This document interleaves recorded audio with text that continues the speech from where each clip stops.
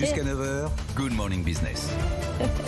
Et à 7h45, presque, on reçoit Olivier Cohn. Bonjour, vous êtes directeur de Best Western Hotel & Resorts France. On prend le pouls un petit peu en cette fin d'été. On arrive quasiment à la fin de la très grosse saison de l'hôtellerie, de Best Western particulièrement. Comment s'est passé votre été tout d'abord ? Écoutez, de manière générale, était plutôt bon. En tout cas, il est... Ça fait plaisir à entendre. Oui. Ça fait plaisir à entendre après des mois très difficiles. Il est meilleur que l'année dernière. Il n'est pas encore tout à fait au niveau de l'année 2019, qui restait pour nous une référence importante. Vous êtes à combien par rapport à 2019 ? Écoutez, on est à moins 15% par rapport à 2019 en juillet. Ouais. On sera à moins 2, moins 3 sur août. Donc bien. plutôt très très bien. Ouais. Et puis l'été, généralement, se poursuit un petit peu sur septembre. On verra si la saison se poursuit cette année. Vous n'avez pas particulièrement souffert du manque de clientèle étrangère, visiblement ? Alors, il y a eu un effet de compensation. Alors, c'est vrai qu'habituellement, nous, dans notre hôtellerie, on a quand même une part de clientèle étrangère extrêmement importante. Ouais. C'est quasiment 40% de notre clientèle. Cette année, c'est 10. On a 90% des clients qui sont français. Donc, il y a eu une espèce de compensation avec des Français qui sont restés en France et donc qui ont cherché des endroits pour leurs congés. Et le peu d'étrangers qu'il y avait sur la destination France, c'était vraiment de l'Europe de proximité. Des Allemands, des Belges, des Néerlandais qui ont composé essentiellement cette clientèle. Vous avez combien d'hôtels Best Western en France maintenant, aujourd'hui ? 300. 300 quand même, hein ? Ça fait un beau réseau qui va du 2 au 5 étoiles. Donc on est capable aujourd'hui d'offrir une panoplie d'offres extrêmement variées en fonction des besoins de nos clients. Est-ce que vous avez observé, Oui. comme beaucoup d'hôtels, un changement complet des habitudes de réservation ? Par exemple, les last minute, certains nous disent, non, c'est 30, 40, 50%. Des réservations se font la semaine qui précède. Vous aussi ou pas ? Oui, c'est un des phénomènes qu'on mesure depuis le début de cette crise. C'est pas que cet été, c'était déjà le cas l'année dernière. On mesure ce qu'on appelle nous la fenêtre de réservation, donc le temps qu'il faut entre la réservation et l'arrivée. Historiquement, dans les 50 jours, 50, 52, cet été, c'est 36 jours. Ouais. Ce qui veut dire qu'il y a 40% des réservations qui se font à J-3. Ah oui.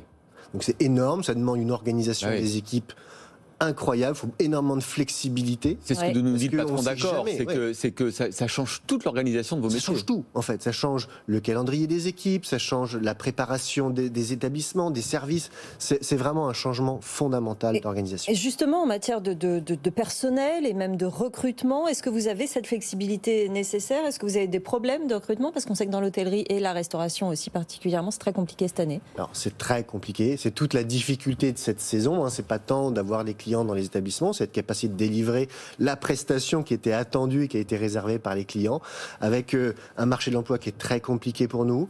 Il y a beaucoup de gens qui ont quitté notre secteur, que ce soit l'hôtellerie, mais la restauration de manière générale également, pour aller vers d'autres secteurs, parce que le secteur a été quand même très très impacté ces 18 derniers mois. Et donc, recruter, trouver les bonnes personnes, les former à temps pour la saison, ça a été extrêmement compliqué. On y est arrivé bon an, mal an, même si parfois ça a été un peu compliqué. Mais c'est vrai que juxtaposer cette difficulté de sentir le marché et de staffer les équipes, ça a été particulièrement compliqué. Du coup, est-ce qu'au niveau du groupe Best Western, qui est un groupe américain, je le rappelle, il y a un repositionnement stratégique ? Est-ce que tout ce qui s'est passé, le changement de comportement des consommateurs, qui va sans doute durer, on s'est habitué maintenant à pouvoir réserver en dernière minute, à avoir des annulations gratuites. Je pense que vous aurez du mal à enlever ça aux consommateurs. Est-ce qu'il y a une réflexion au niveau mondial de votre groupe sur ces nouveaux comportements des consommateurs ? On est obligé, on s'adapte. Et en fait, l'hôtellerie s'est toujours adaptée à des marchés extrêmement changeants. On fait partie de ces secteurs qui sont révolutionnés tous les 6 mois, mais de manière très très régulière. Ouais. On s'est toujours adapté. Donc oui, on réfléchit à ça, on regarde quels sont les comportements de consommation et bien entendu, on va continuer à les anticiper quand on peut ou à les suivre quand ils sont flagrants. Donc typiquement sur ces réservations, alors que historiquement, c'est vrai qu'on poussait beaucoup la réservation à l'avance, le prépaiement, le non remboursable, non modifiable. Depuis 2 ans, ce sont des tarifs qu'on ne voit plus, qu'on n'utilise plus, qu'on ne propose plus.